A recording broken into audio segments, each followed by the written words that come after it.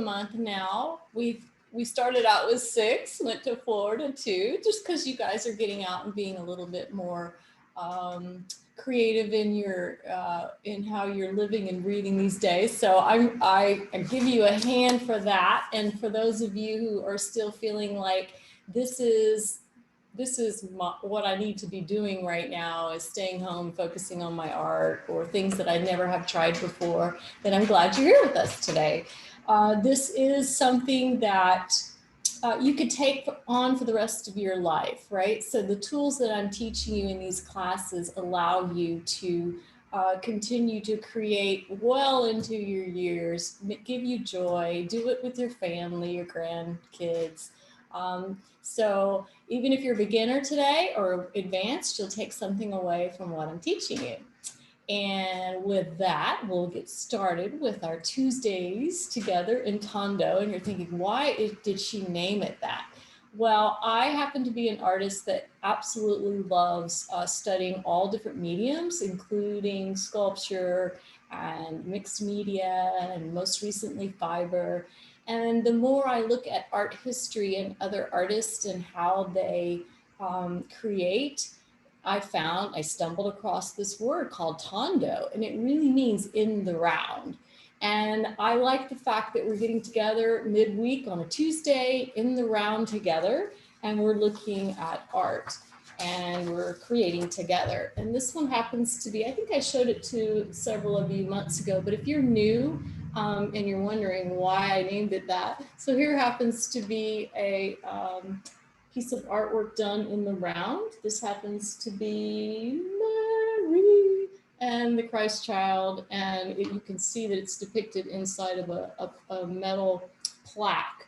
Sometimes it's done in stone, and they're rather large, and actually it was the precursor to doing big round windows on architecture. So just something to know.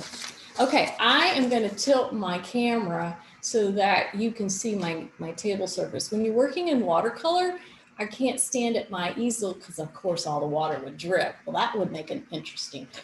But anyway, I'm going to tilt my camera and you're going to get to see what I'm working on. Okay, and it might be dizzy for a second because I'm also going to flip the view. So hold on a second. I'm going to do this, and we're going to go over and make sure that you guys have everything you need to begin. All right, so I flipped my camera. Okay, so I have a piece of watercolor paper here. So I taped it down. This is 140-pound paper, and I taped it down to my mat. One, because then I can pick it up and show you guys closer stuff. But also it keeps some of the pooling from happening, as in a swimming pool. And so I want to make sure that I am allowing you to keep your artwork all stable and ready to go and not having all those pooling effects happening. Okay, the other things you want to have handy. Well, I have my little sunflower for inspiration, so he's sitting there. I have a pencil. Make sure you have a pencil. You're going to have some brushes. You might have one that's round because most of your objects that we create in nature, if not all of them, are round. Okay, there's no straight lines in nature, believe it or not. But I do like to have a straight or a flat, what I call a wash brush. It could be a 1/2 inch wide. This one happens to be a 1 inch wide for bigger areas, that kind of thing. Then you're going to want to have your watercolors. If you ordered my kits, you got 2 brushes in the kit, you got the paper, you got a set of watercolors, you got an apron. So if you definitely need to have things on hand, just order through my Etsy account, and I'm sure Rosie will attach that along with my donation buttons, and you can order some supplies. Okay, napkins, gotta have those, a cup of water, preferably 2. If you're really using a lot of deep, dark colors, you might need to wash your brushes out in the water. Okay, are we ready to get started? I'm ready to get started. I'm gonna put my inspiration, right next to me here on the left-hand side. And let's do this. We're going to use our pencil first. We're going to draw what I call 3 objects, right? I've got 1, 2, 3. I'm using this fake little sunflower today. I've been on a flower kick. I don't know why that is, but I do enjoy the sunflower and its magnitude, and it's something readily available in the stores today. You can get your hands on some. They're just so beautiful. I love them. Okay, so we're just going to start this now. We're going to draw 3 circles. So I'm going to take my pencil and draw, well, let's see, I think I'll put one up here at the top. Now, this could be a circle or it could be an oval, right? It's depending on how you're looking at it. If you were in my mom's class, it was the same process. So I might have one large oval or circle, and then I might have one that's a skinny oval, right? I'll have to have them all the same. In fact, I think it's best if you don't have them all the same. I like variety. It's kind of the spice of life, and it actually will make your painting that more pleasing. So let's try doing a different one here on the third one. I always so like to work in 3s, so, or odd numbers. So I'm going to do another one here. He's a little bit larger, so I've got kind of baby, mama, and papa, if you will. And they're all kind of a little bit more oblong or wider egg-shaped, however that looks. Okay, now I can decide, do I just want them to be floating kind of in a field, or do I want them to have a vase? Do you want them to have a vase? I don't know. If you do, now would be the time to actually draw in something faintly back here. Maybe it's kind of a oval shape. Maybe it's a pitcher that has a handle. Maybe you want to put a handle on it. This one is very faint in my picture. I didn't want to concentrate on the vase so much as I did the flowers. So it is there, but it's so faint you can barely see it. This is, to me, is going to be more about treating backgrounds and the flowers themselves. So this will be a good exercise if you don't know how to treat your backgrounds. Okay, now I need to block out petals. If you've been in some of my floral classes before using acrylic paint or with watercolor, you know that I like to think about things like spokes on a wheel. So let's just add some spidery lines to our ovals. Please draw lightly. I might be drawing a little bit more heavy just so that you can see it. And hopefully you can. I'm going to pick it up. And you'll see my little spidery lines. Voila. Okay. And I'm going to do that for the other 2 as well. I'm going to have lots of little spiders coming off of the center web. So I'm going to do some more. I'm not going to bother counting them. There's multiple petals on a sunflower. I just love them. They used to be down Astoria Parkway. If you're going northbound, and there's a apartment complex there now just before I-10, but that used to be a field of sunflowers. It was just so beautiful. Okay, I'm going to put some more. Hey, they're in Tondo. Look at them. They're holding hands. They're in the round. Okay, so I've got what looks like spider mums right now, but we're going to turn them into sunflowers. Now, around each of the spider arms, I'm actually going to put a whimsical shape. Okay, so I'm just using that spider line to put a body around it. It's kind of like having a stick figure, and now you're putting the skin on there. See that? Don't worry, I know that there's a space in between, but that's an opportunity for me to put more petals. But at least I've got them all kind of spaced out. Okay. I'm going to draw a little bit heavier on this one because my lighting might be bleeding it out somewhat. Look how I'm going around, up and down. around. See, now I'm getting the hang of it, and I'm just kind of making little W's in and out. All right, I'll pick it up. Maybe you can see that a little bit better. Turn it around. Yes? No, not seeing that. Maybe I need to do it in watercolor, and then you can see it. Okay.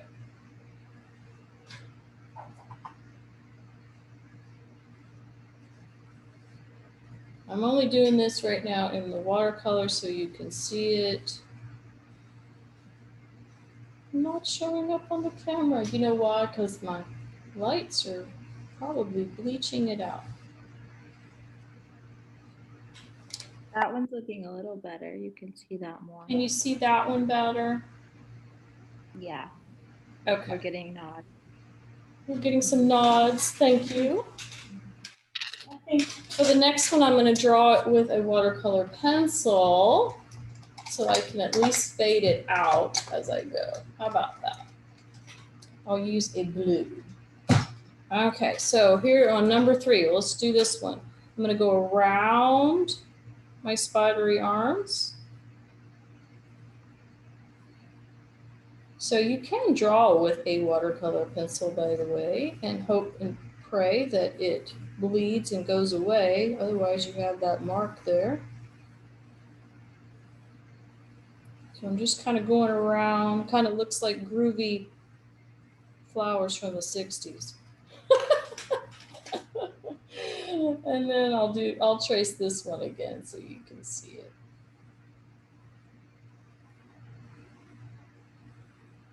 You can also use a charcoal pencil if you don't mind your charcoal, your graphite. Charcoal is graphite, by the way. If you don't mind that it will create some bleed, or a lot of bleed, with a little darkness around the petal. So that's just another option. Okay, now I have 3. Da-da-da. If you want to draw the vase, you could do that. That would be, mine's kind of hiding under there, right there.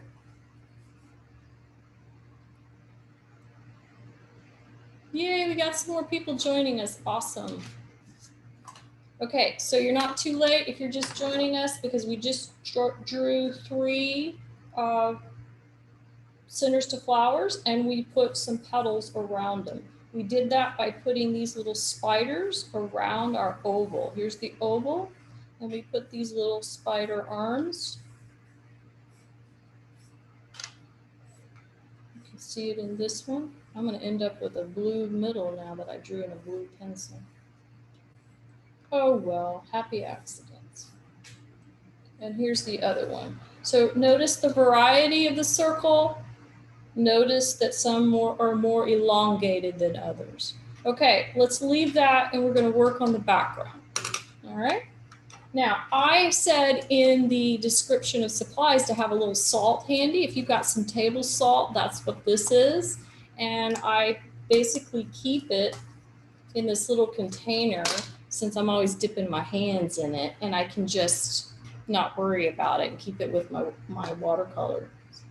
I'm going to have that handy because I might want to use that for my background work. If you don't have any table salt, don't worry about it. No big deal. I'm going to show you how you could use your sponge or your napkin to kind of dab and create a little bit of background texture. I don't think that's something we've done recently. We've used a lot of other tools like Crayola markers, some India ink. So it's kind of fun to try different things with watercolor.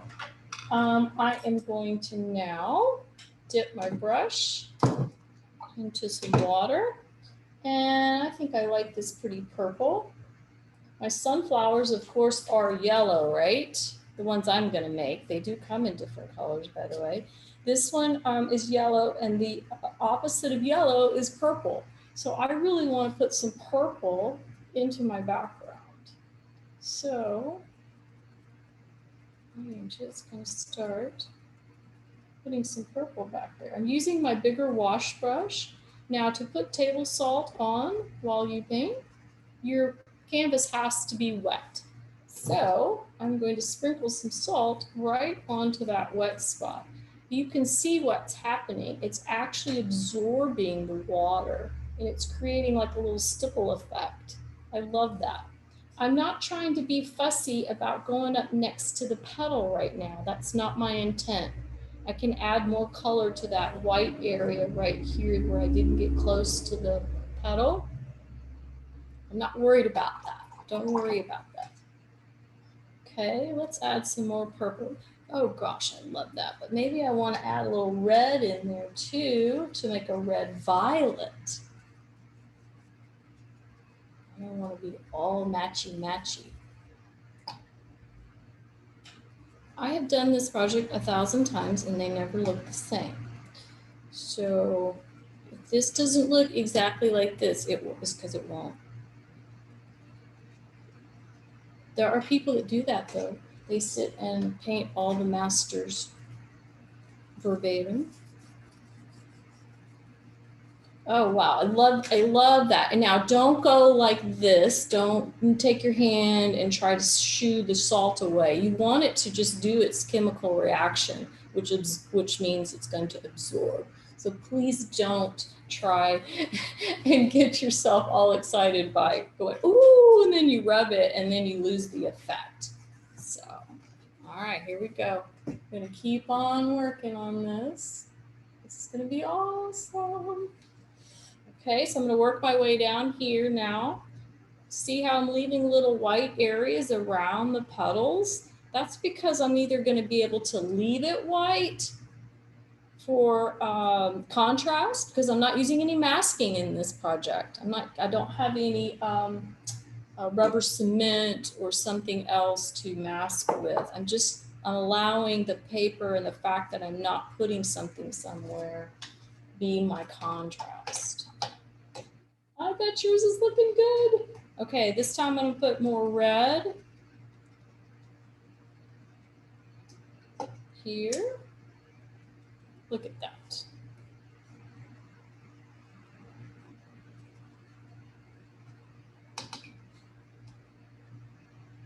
Oh yeah, big piece of bright purple right there. I like that.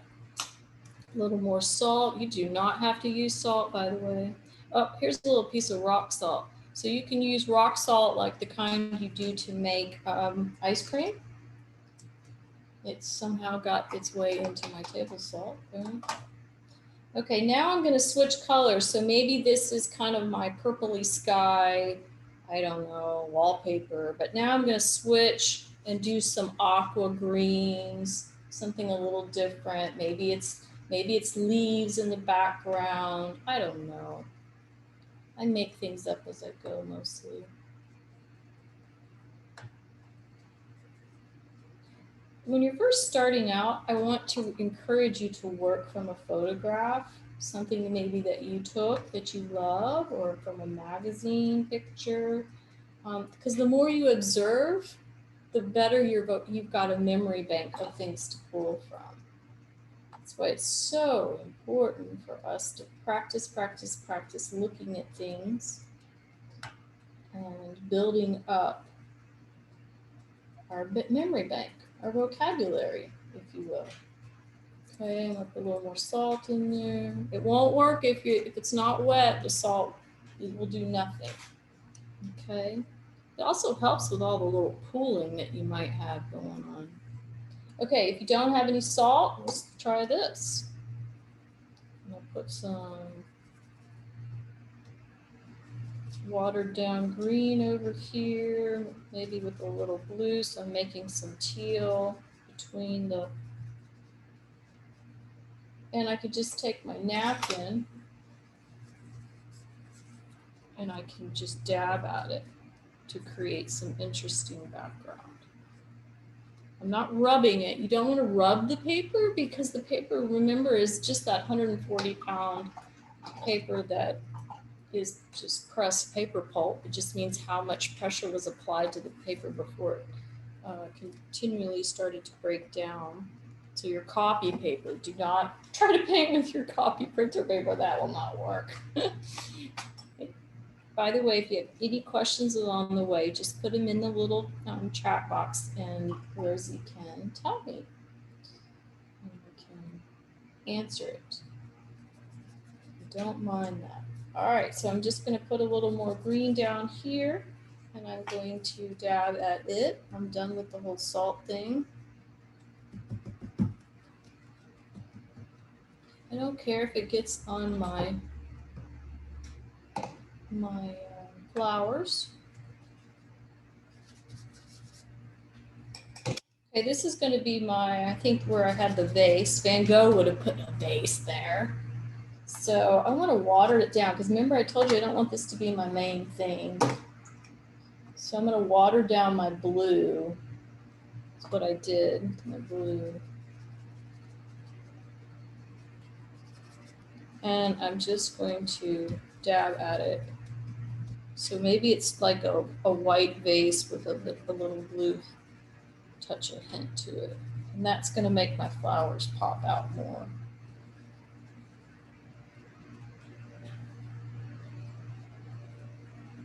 So napkins are handy for washing brushes and for cleaning up swimming pools and creating texture. Okay, I'm going to add a little bit more bluey green here in the middle. I want it to be very light.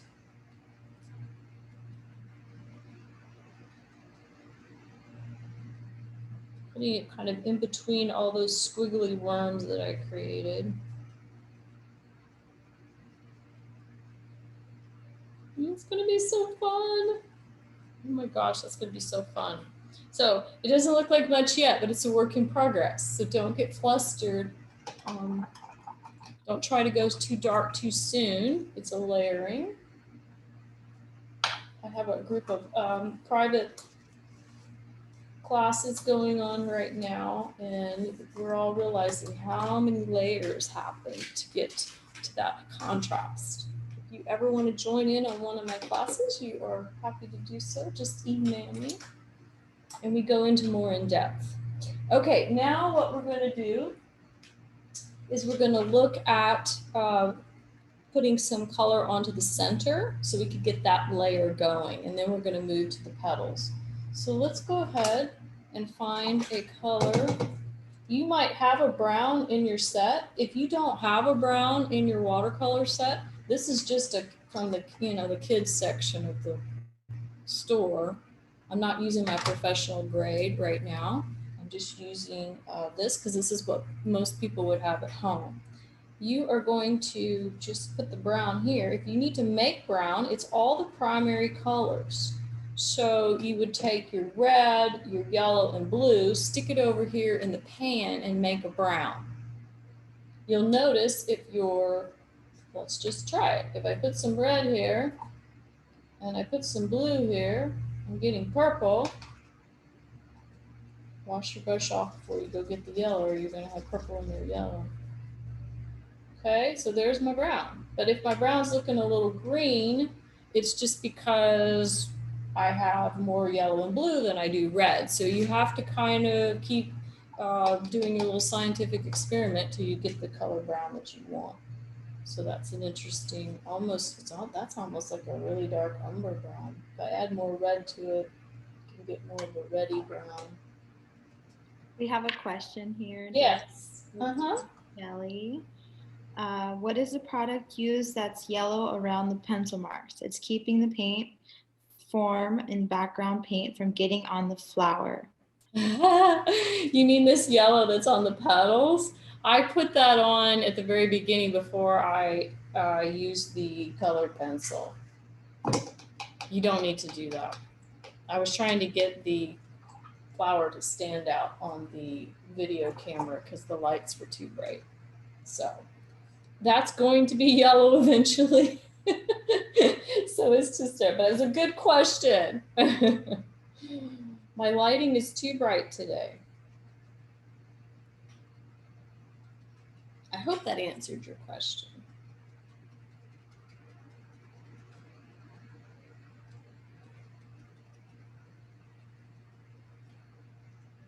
I normally have 5 lights going when we do the evening classes. I knew I didn't need that many today, but maybe I didn't even need as many as I'm using because it's pretty bright, isn't it? We don't want it to wash out our washed watercolors. Okay, I'm just painting all these centers brown. Like I said, you could use the brown in your tray or make your own brown. I don't have it quite as dark as I want it yet. Because I'm going to use another layer. I can also, like I did with this one's got more of a green center. So what I did is took the napkin and I blotted that out so I can put green in there in just a minute. All right. Maybe. Oh, I'm sorry, Deborah. It's a follow-up question to the outline, the yellow. Huh? Do you put the salt on the paper before you paint? Can you say that one more time, Rosie? The question is, do you put the salt on the paper before you paint? No, I put the paint on first, wet, and then I add the salt. It won't work if you don't have wet color on there. Yeah. Very good question, because you'll find out real fast your salt will not work. I don't just throw salt on and then add, because then you're swishing it away with your brush. The salt sprinkled on last. It's like the flavoring to your meal.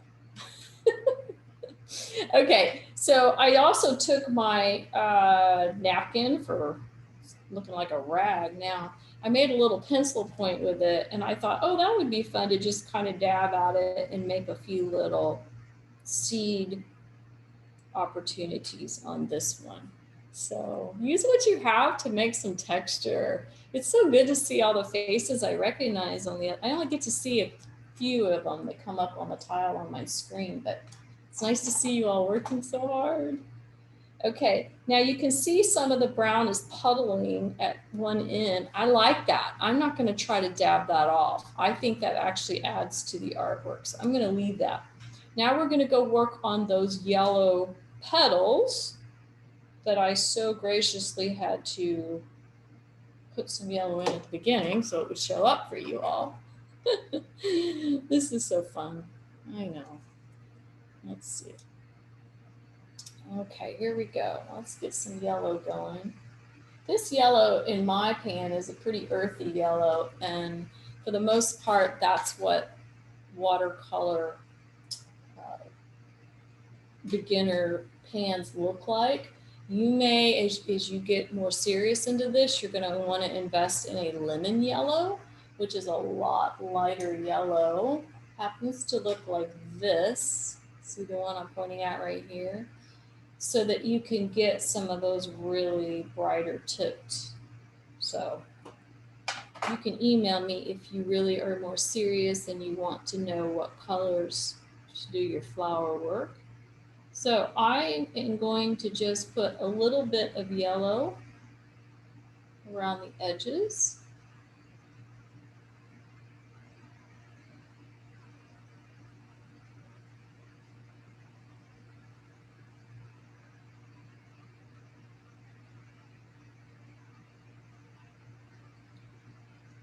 And I'm going to water down some of the other side with what's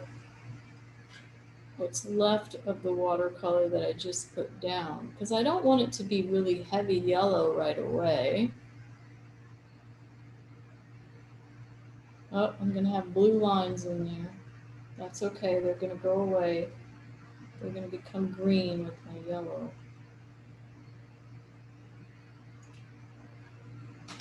Some watercolor pencils, by the way, break down easier than others.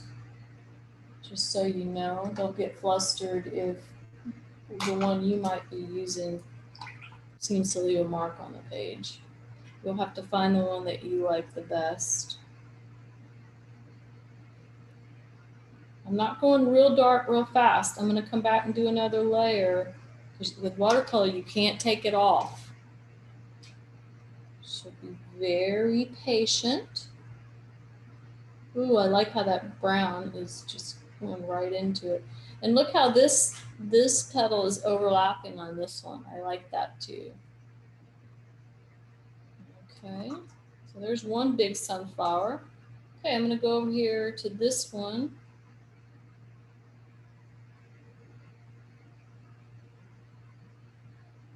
It's gonna get some of the green in there. I mean, it's making green from the blue behind it. That's okay.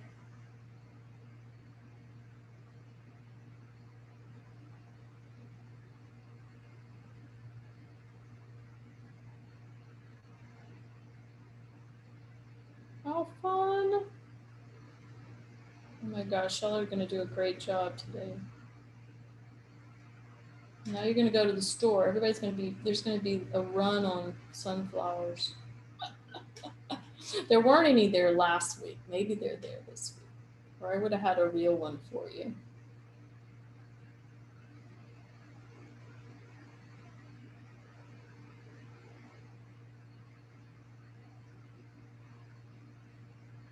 Okay, I'm just kind of putting it on one side of each petal because I'm just going to use water now. Because I want variety.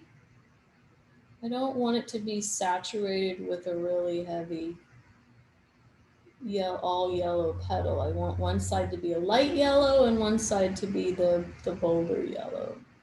Mostly because it's standing out in the light.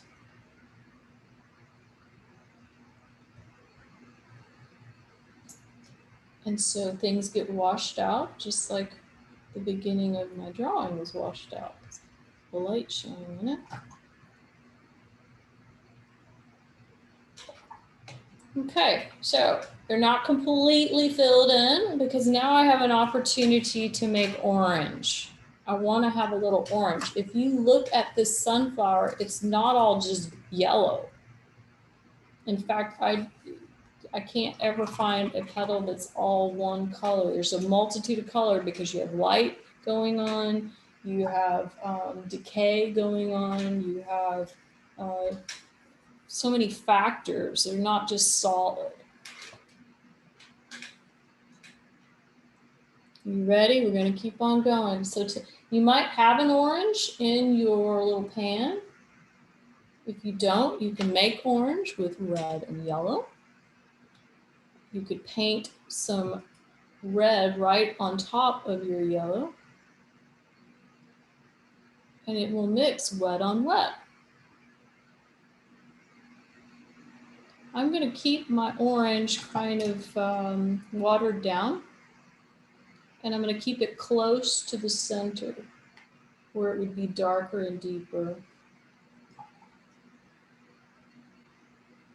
My orange is a little bright than this one that I used over here.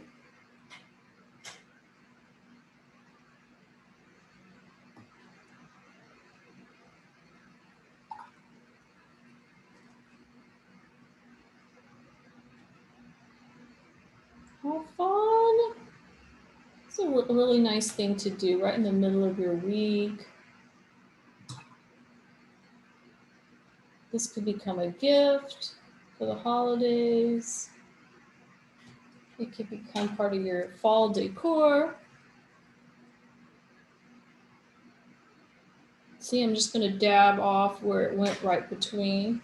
I like how it just ran down into this petal. I love that. I'm not going to, you have to know when to not dab at it because that's like a design opportunity right there where it just mixed, like some of the brown just picked up and went right into that. I like that. I'm just going to leave it. All right, I'm going to go over here to this one. Kind of going around the wheel here.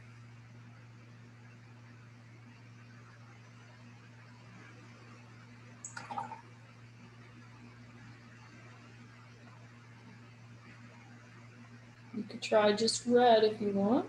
Just put a little red in there. See what happens. I like surprises.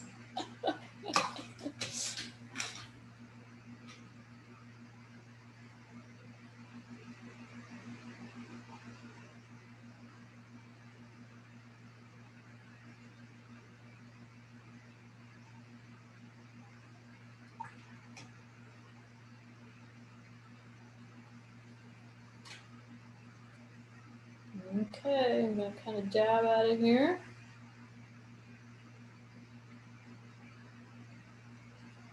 It's not too bright, but at least I get that yellow orange.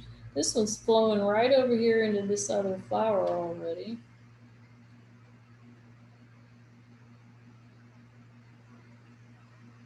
And I missed one over here.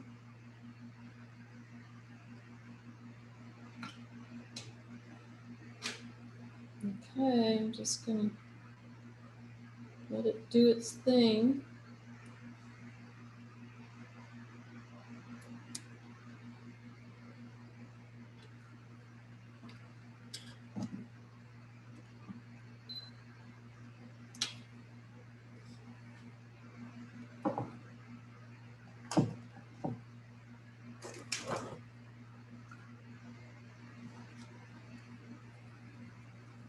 Kind of dab at these a little bit.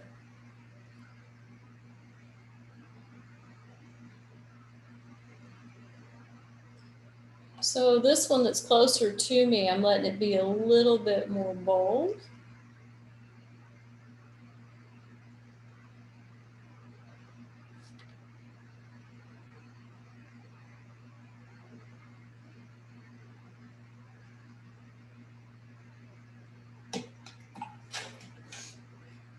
Okay, now I'm gonna go back to my center because this is dry now. Now I can do another layer on those centers. I'm gonna start by just doing the edges because that's where I want it to be darkest so the bee can find it. I'm just going around the edges. Just barely pushing my brush. I'm not swishing it around. I'm dabbing at it. It's mixing with the wet on wet from the petals.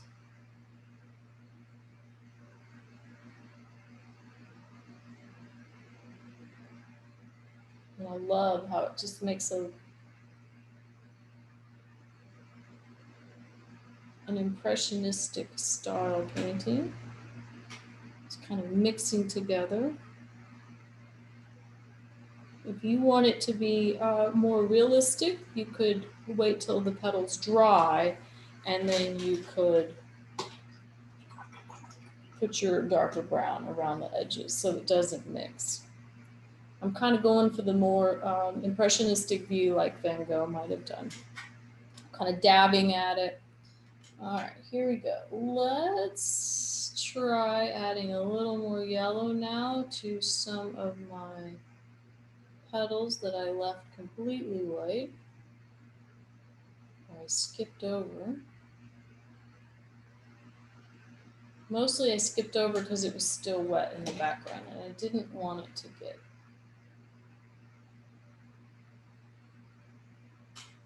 Okay. Not filling in every spot. Gonna leave some little white areas.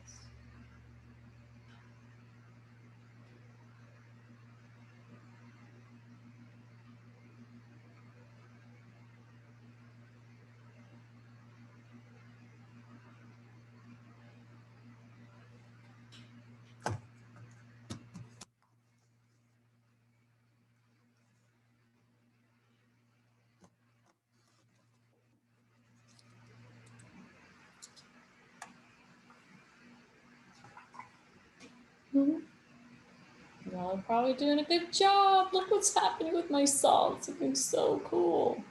It's really cool.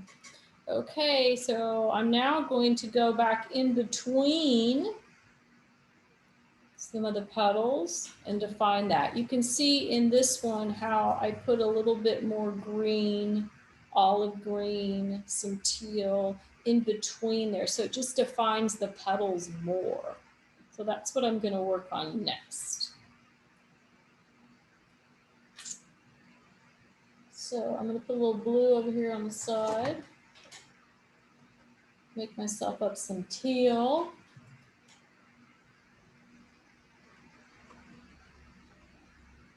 Put a little yellow in there. No more blue.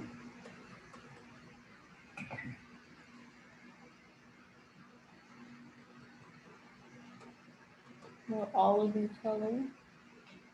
I might just add a tad of brown to that just to tone it down a bit. So you can see what I did. I used blue, green, yellow, and then I used some of my brown mixture to muddy it up, literally. Brown mud. So it makes the green more like a shade. Because it is kind of shady in between all these, right? So I'm going to put that in between. Try to pick a spot where it's a little more dry. Like mine's a little wet still there. Maybe I'll go over here. This one looks dry. Kind of got to move around the canvas with watercolor.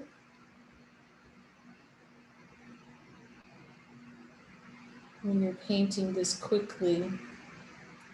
Typically at this point I would have gotten up, gotten a glass of water, and come back.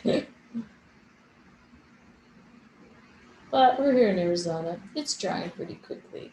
So just adding that little bit of olive in there. If it starts to meander and get into your leaf, you could take a sea sponge or a kitchen sponge. This happens to be part of a kitchen sponge, and I just cut a corner off of it and I use it for my artwork.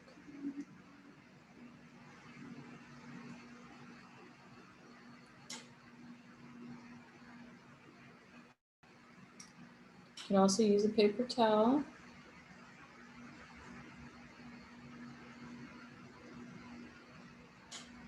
I'm using a round brush for this, and I'm just barely putting any pressure onto the canvas. This is where I can also round out the shape of the petal. So if my petal was looking a little craggly before, this is where I can start to round it out.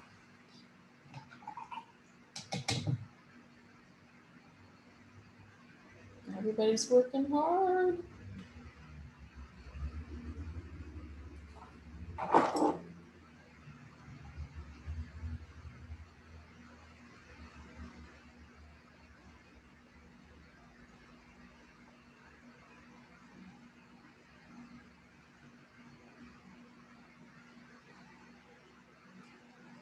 I'm just ignoring the fact that there's some salt there.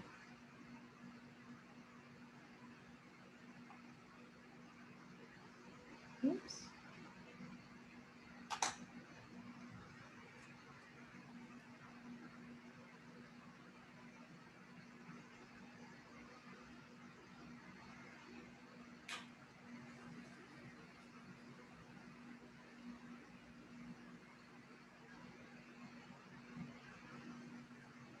You do not have to put this between every one of them. I'm just seeing opportunities where I had some white spots, and this is going to be perfect to put in my dirty green. Or you could just use straight on blue, right? So you could just stick your brush in some blue, and that blue with the purple might create like a blue violet. If you get too much, just dab it off.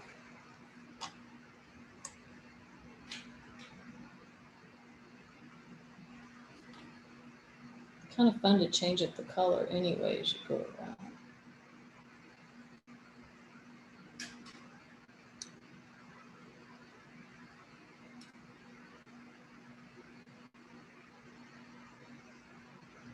Isn't this fun?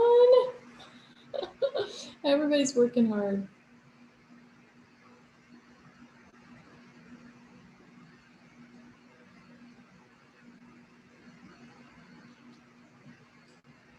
If you missed the mums class earlier this month, you could go back to the City of Goodyear's YouTube channel and catch it, and replay it. I had several people order kits for this class. so that they were ready to go when it was time. If you want to buy some products for the next class, you would need to do that 10 days, at least 10 days prior to the event, so I can get them boxed up for you, bagged up if you're picking it up locally.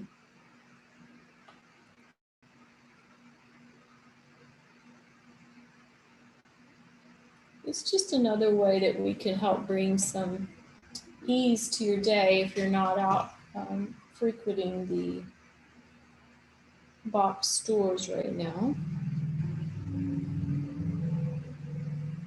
Maybe you're busy teaching at home. You've got little ones.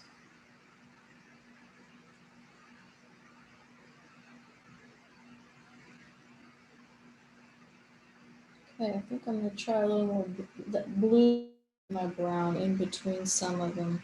Kind of like that. The blue is opposite orange, so it kind of lends itself to be together. Maybe I'll put it a little here too. I like to play with opposites. If you don't have a color wheel in your possession, I encourage you to get one. It shows all the colors, their opposites, their what goes well together, how to make tertiary, and how to, what happens when you add white to it.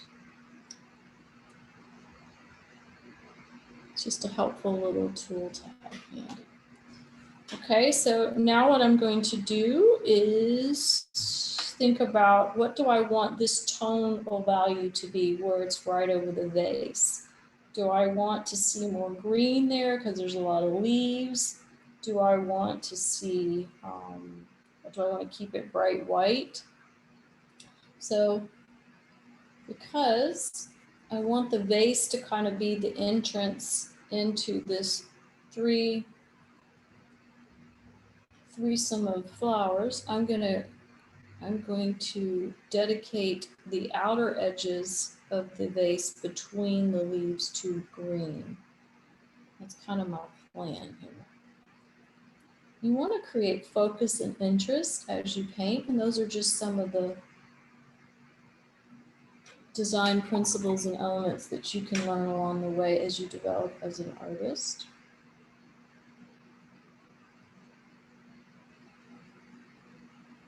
There are rules, easy to break, more fun to break, because there's no right or wrong in art, just opportunity to see what you can make with the principles of design and the elements of design. So I think I might just leave that white right there. Now I'm going to come back with more yellow and really define my edges. I'm using a number 6 round for those of you who want to invest in a nicer brush.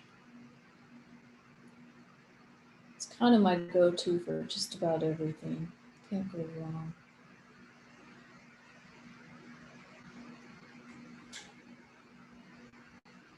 I'm not going to outline everything, but I do have a lot of blue pencil marks that I do need to disguise, so there are opportunities to put the yellow. Now that I have green next to it, it'll go really well. You could also use a little bit of orange.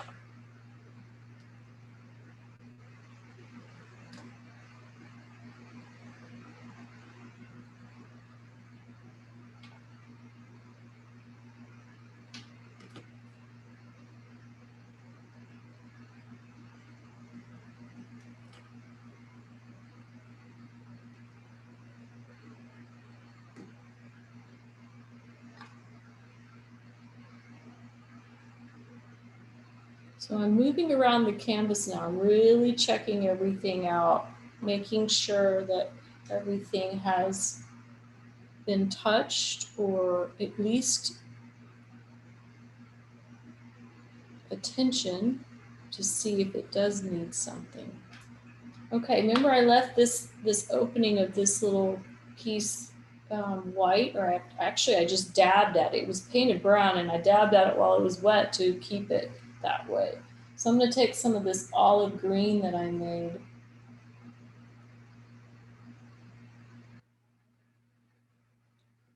And I'm going to put some in there. And guess what else I'm going to do? I'm going to throw some salt on there. All those little seeds in there.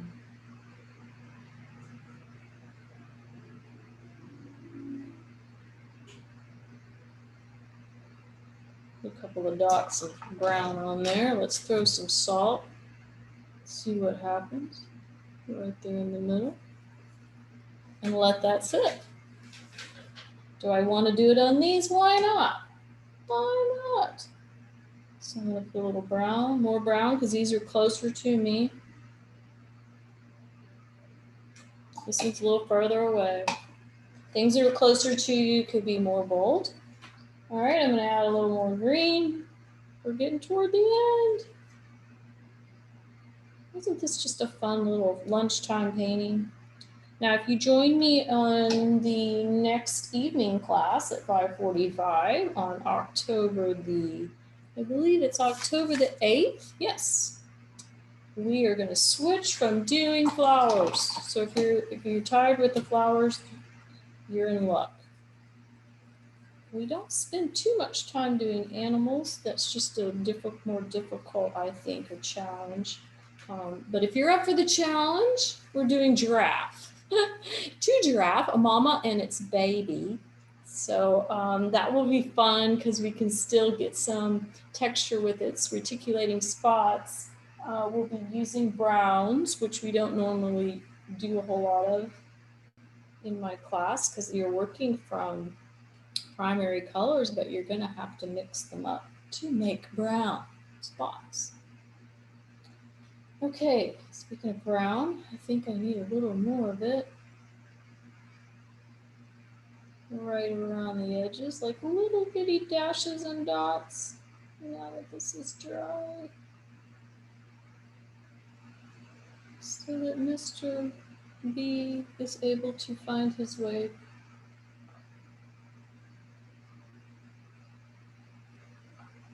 I love looking at the center of a sunflower, and I encourage you to look at one up close. The seeds actually interlock using the Fibonacci theory, and it's so fascinating, and that way they don't blow away. So the seeds are going one direction and then another, so they're locking in as the wind blows. Because you can imagine it's a very heavy flower if these are the big ones. And so wonderful to see how they were uniquely created to withstand lots of weather. Okay, I still think I need a little bit more bright yellow and orange around my centers just to give it a little more pop. So this is where you audition, kind of look around and say, oh, what could I put right here? What does it need? What is it telling me that it needs? See, it's a layering process, right? I just moved to another area. If you had just done this area and left all this, you would probably be down to rubbing through the paper at this point. You need to give it a break, let it do its magic. Let the water kind of flow. It is called watercolor, water first.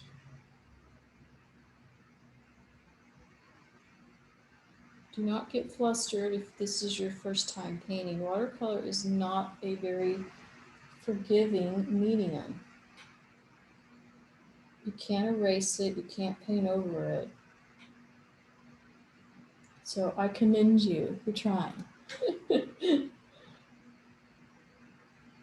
the more you do it, you'll either love it or you're really not going to love it. But at least you'll know what you don't love. And you can appreciate what other people do. That's the fun thing.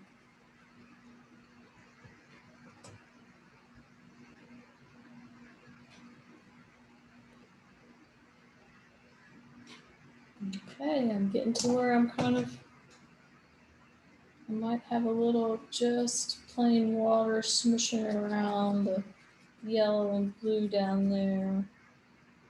Maybe I just want a few streaks of green through the background. Very, very light touching the canvas because maybe there's some stems or something going on. And it's dry back there now, so I can do that.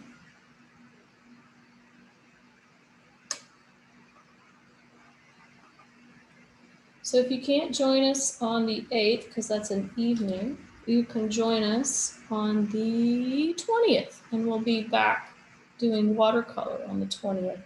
The 8th is an acrylic class, and that's a Thursday evening. And I'll give you a little sneak peek at the giraffes. And then if you're coming at the 20th of, I can't believe I'm even saying October. It can't even come out of my mouth. If you're going to come October the 20th, we'll be doing either leaves or the moon. I can't remember which one it is. But you can go to the City of Goodyear's website. They're all up there now, and you can register for those. And you can see what's coming up, because we only have 4 left. 4 left, so catch them while you can. If you enjoy this a lot, you can join some of my ongoing lessons I have for all ages, all abilities.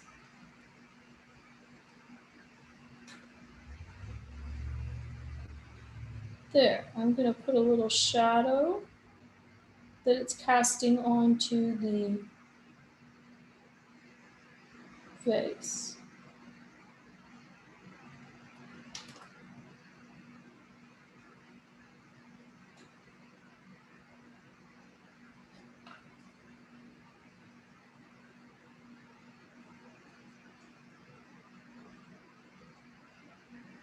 I think I ignored this one. You need something right there.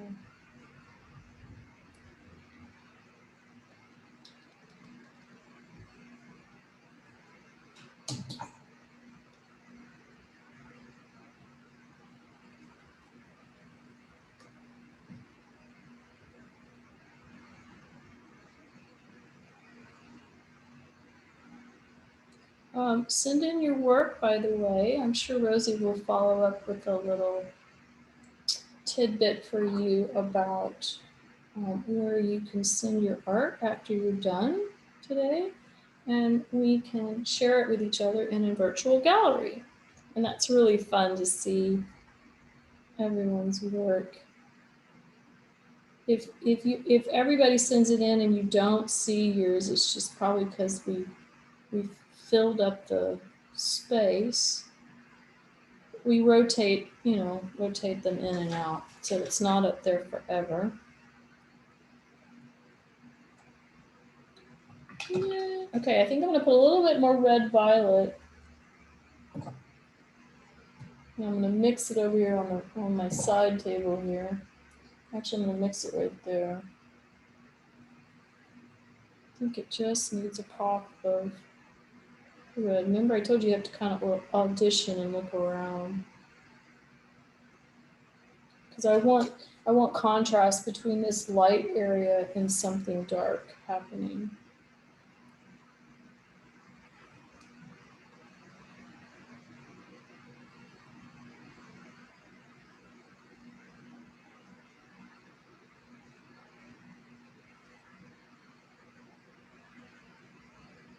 Does anyone have any questions at this point before we spend some time looking at each other's art? It might be hard if yours is wet for you to hold it up for all of us to see. So please don't feel like you have to hold it up if yours is still wet. We can see it when you share it to the virtual gallery. You can email it to me Deborah@deborahgoleyart.com or to Rosie.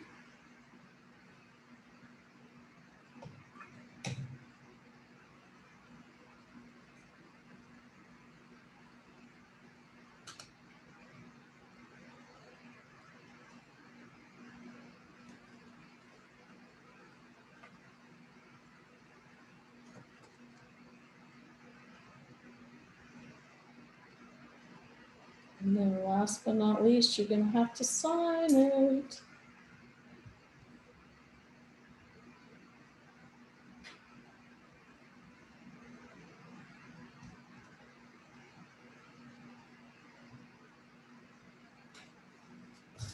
And it looks so much better when you pull the tape. It always does. Okay, so to sign your work, you could still use your 6, or eventually you can invest in a really small, what they call a rigger brush, or something that's like a 00. They do make paintbrushes that small. They make 000s. A 000 is what it's called. Okay, so I'm going to sign my name. Don't ever forget to do that, because be proud of what you're doing. And if someone asks later in life, who did this, they can look it up. I always put mine somewhere near the painting itself, like it's part of the leaf or the flower.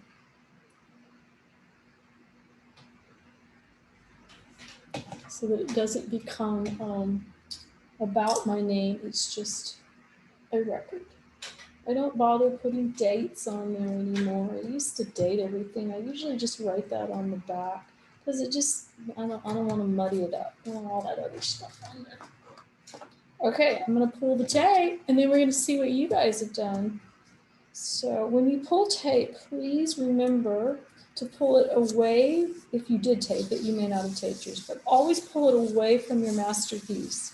If you pull it into the canvas scene, guess what? You're probably going to rip the paper. Last week I got haphazard and I did just that. I just went whoop and I ripped right into it. You could take a glue stick if you have to and repair your art. All's not lost. Don't throw it away just because you got a big rip in it.